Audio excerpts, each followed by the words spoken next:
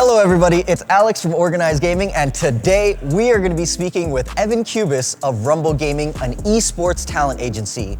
He's going to be walking us through how to secure an esports sponsorship and build your brand. Let's get into it. I'm Crispy Kim, joined here by Evan Cubis. You basically got the name right. All right, and today we will be talking about how to secure an esports sponsorship. All right, Evan. So let's start with, could you tell me a little bit of background about yourself? Yeah, so thanks so much for having me. Name's Evan Cubis, like you mentioned. Yeah. President of MKM Group as well as Rumble Gaming, Canada's first law firm and agency dedicated exclusively to esports and content creators. In one sentence, quite simply, you could put it in 2 words, Rumble Gaming is a talent agency. Talent agency for esports. We represent teams, players, creators, influencers, Instagrammers, YouTubers, whole host of anyone really involved in the gaming space. Very cool. Okay, so you're representing Rumble. You guys are a talent agency. Why would I get a talent agency to represent me? I could go out and sort of try to get these deals myself and keep all of the money. Well, there's a huge number of reasons why you would do it. First and foremost is, unlike a lot of people who are going to do it themselves, do they actually know who the right person is to communicate with at the brand, right? We have a huge Rolodex and we actually have the connections with all these brands, so we have the ability to put you in front of them. And that's a huge advantage that a lot of teams and individual players and content creators and influencers don't have.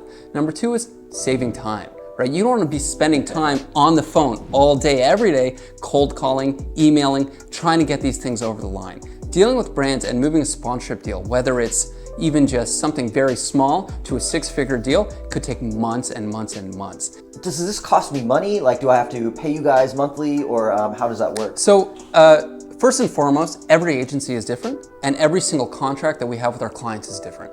So we work sometimes as consultants. Sometimes we'll work directly with a brand who will in fact give us, a monthly retainer to help formulate their esports strategy. Right. But mostly I'm of the belief that we shouldn't be paid unless we actually achieve results, so to speak. Right. So in that sense, we work almost exclusively on a commission basis. Okay, that where makes sense. we only get paid upon successfully procuring a brand on your behalf. How do I secure an esports sponsorship? Oh, wow. Super loaded question, which I think every single brand and esports entity is trying to figure out nowadays, right? You'll have a brand, and what are you trying to be? Are you gritty? Are you a lifestyle brand? Are you trying to be health and wellness? You really need to identify who you are first, and once you do that and really kind of narrow down those aspects of it and build your brand, you'll be able to build that kind of brand equity in the space and move forward from there. Because I wouldn't even approach a brand before knowing who you are, because the message gets lost in the shuffle, for example. Okay. Could you elaborate on that? Message gets lost in the shuffle? So what I mean by that is, for example, let's say, without naming names here, right? Let's say you're a lifestyle brand, right? Okay. You're focused on things like partying, right? Going out there, having a good time. It doesn't make sense for you to go after a brand like Lululemon, who's focused on health and wellness, or Booster Juice, right? Because your brands don't match up. So how are you really going to, one, be authentic, which we'll get into later, and also offer a really good ROI for those brands that you're working with? Yeah, you mentioned being authentic, so that ties in. Could you tell us a little bit about that? So no one really touched on what it actually means to be authentic, right? And to me, being authentic is knowing who your audience is and knowing who your fans are. Okay. So what does that mean? It means who's the demographic that's watching your team? Who are those fans? Are they male? Are they female? What's that breakdown? Are they young? Are they old? Are they old? What's their age demographic? What are their spending habits? Where are they even located? A lot of the times, it's great to say, I'm at this tier 1 org and I have 60 million followers, but who are those followers, right? Where are they located? Because I'm in the US, does that mean they're all in the US? Probably not. You can find that the vast majority, once you actually use the analytical tools to actually find out the audience demographics, they could all be in Southeast Asia, right? So when it actually comes to selling sponsorship to a brand and they ask you that question, you don't want to get caught up in that. I see, yes. And once you're authentic, the next is really, you got to be creative, right? And what does that really mean, being creative, right? So nowadays, everyone wants to go into esports, but they want to do something different, right? They want to make a splash. This is something you often hear from brands across the board, whether you're in the automotive industry or food industry. Right. They don't want to just come in and put a logo on a jersey. That's old news, right? That's traditional sports stuff. No one wants that. Esports is on the cutting edge. So. Exactly. So it's really important that you surround yourself with a good marketing team or an agency like ours that can really help activate in the space properly, that really reflects that brand identity that you're working with, but also complements your own brand. Right. So you mentioned some great points about ROI, but how can you really even know how much ROI you're giving your sponsors back? Well, absolutely. There's lots of ways to track that, right? That might mean for some brands, something important might be impressions, right? Which to me is a little bit antiquated. While another brand might just want to know how much product I'm actually selling. So how do you measure that? With discount codes that are being used, or such things like that. How many likes are being given on a certain post? What's the engagement level? Are they actually hitting the target audience that they said they were doing? And of course, this varies by brand. Because if you're taking a luxury car, for example, and coming into the space, odds are that the esports demographic, which is between 18 to 35 years old, aren't necessarily in the market for a Mercedes-Benz, right? But maybe the whole point is they want to build the brand equity and plant the seeds now so that when they are in the market, that's the brand that they resonate with. Whereas if you're more of an endemic brand, let's take a beverage like Coca-Cola, maybe all you want to do is see cans in hands, right? And you want to see these people actually purchasing their product and drinking it and celebrating it across the board.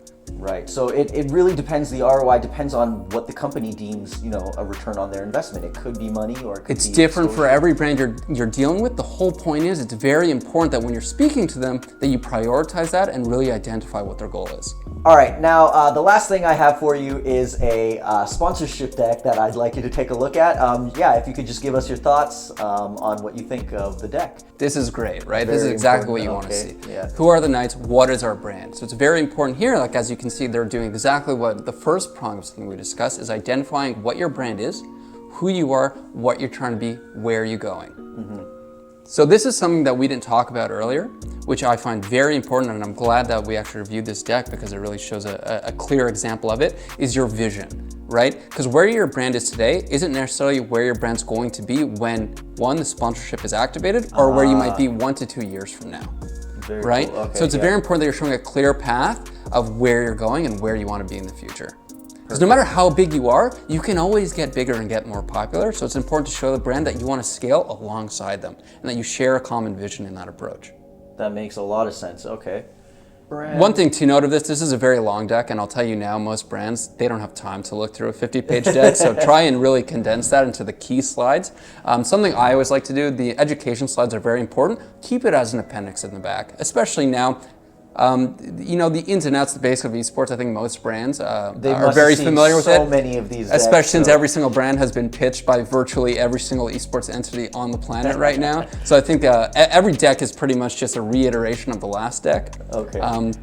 But still very important to have that. Great slide here, revenue streams. How are you making money? Right? The reason why this is important because it shows the brand avenues that they can connect their own brand to further amplify their own vision and their own ROI. Right. So you have a revenue stream here. This is where we can tie in and make some money as well. So look, we don't want to put a logo on a jersey, but I know you guys have a lot of merchandise. What activation can we do together that can help promote our own brand? Can we do a collab? You often see that between Champion, for example. They do that with a ton of brands and are super successful with limited drops. Yeah. So this is one great example of that. But this is actually, so what they're getting into here, which actually you don't see in a lot of decks, which actually is quite important, they're actually showing tangible and specific examples of how you can activate. Obviously, when you deal with a brand, everything is going to be customized, right? How you do it. What we're gonna do is gonna be completely unique and different. But what they're showing here is we've already thought through some ideas, right? We've already thought some ideas and how, if you just want a turnkey solution, we have the accessibility and the assets under our brand that we can achieve that and pursue it.